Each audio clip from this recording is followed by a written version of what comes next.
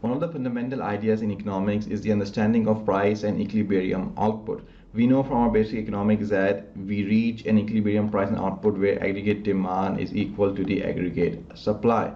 However, a lot of students get confused when they see different models of aggregate demand and aggregate supply. In this series, I'll go through the two main models that are used to determine the output and price level in the economy.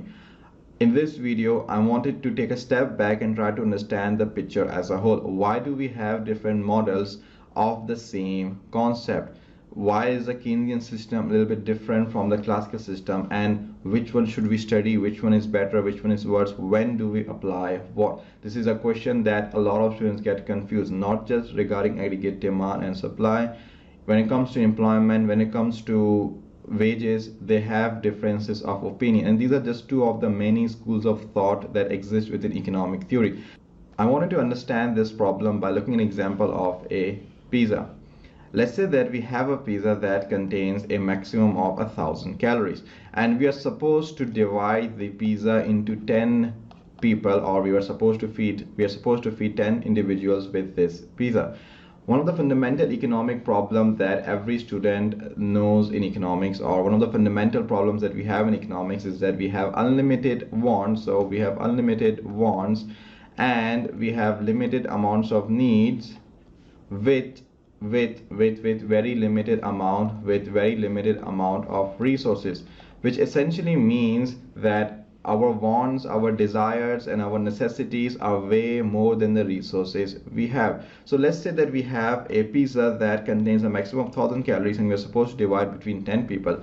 What are the different ways we can go about dividing this pizza? One way could be, hey, let's just divide pizza into 10 equal pieces. Let me try to 1, that's 4, that's 8, and let's say we have two more theoretical. Let me just try my best.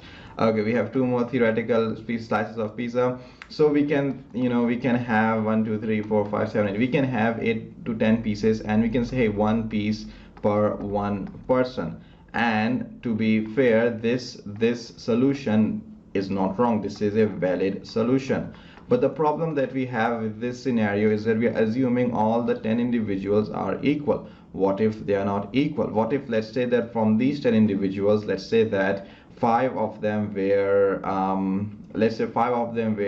full, or they were not feeling empty, and 5 of them were, let's say, starving. So let's call it starving. So what would we do in that situation?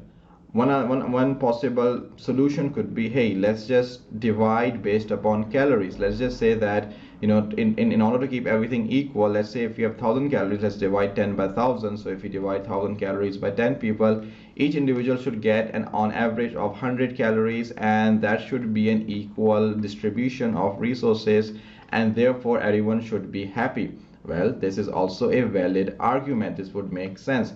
But then the problem is, what if from these 5 individuals, let's say that 3 of them were kids, and let's say that 2 of them were, let's say, adults.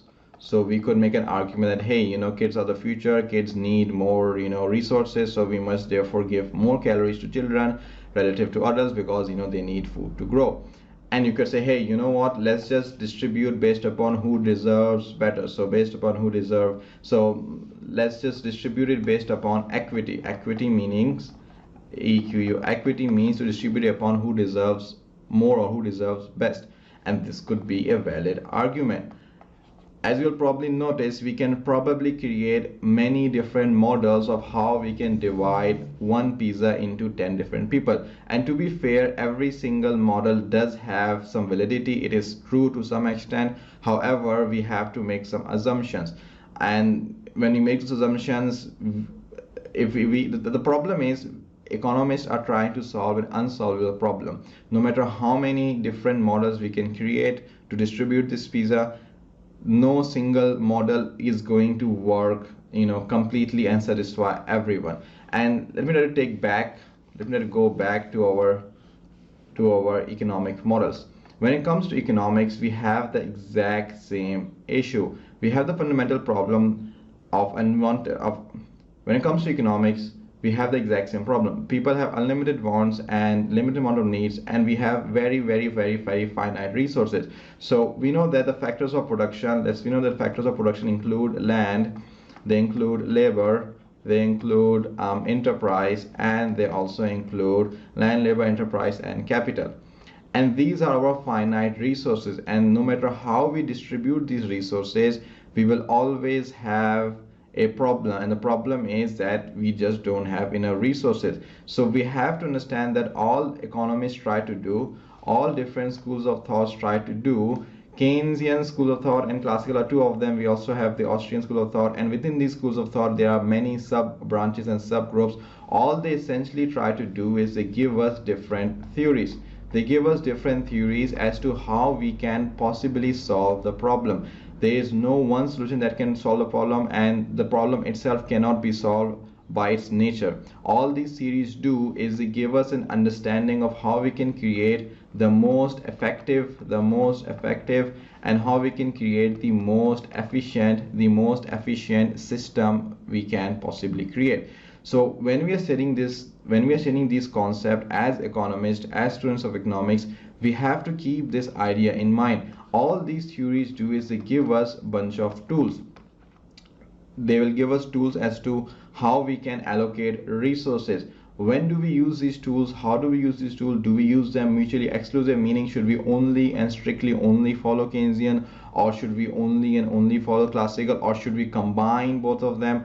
Modern economists generally tend to combine both schools of thought and try to come up with a more synthesized version of events. Or do we come up with a whole different idea? We have to understand that the reason we have these different models is the fact that the problem by its nature is not solvable, and we have to keep these things in mind as we go forward in trying to understand how we determine aggregate demand and aggregate supply in the economy for both different schools of thoughts.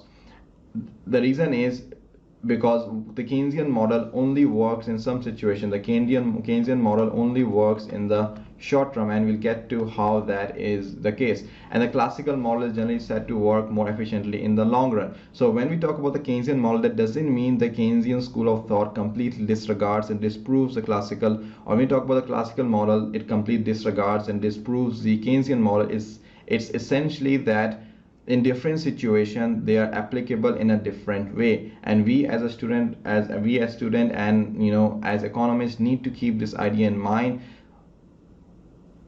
or else what tend to happens within economic circles is that some students tend to say, hey, we are Keynesian and we will just prefer Keynesian regardless what happens, or decide to select sides. These days we also have a lot of involvement of behavioral economics. We have a lot of involvement of behavioral economics, and that also plays a huge role in how we can devise different models.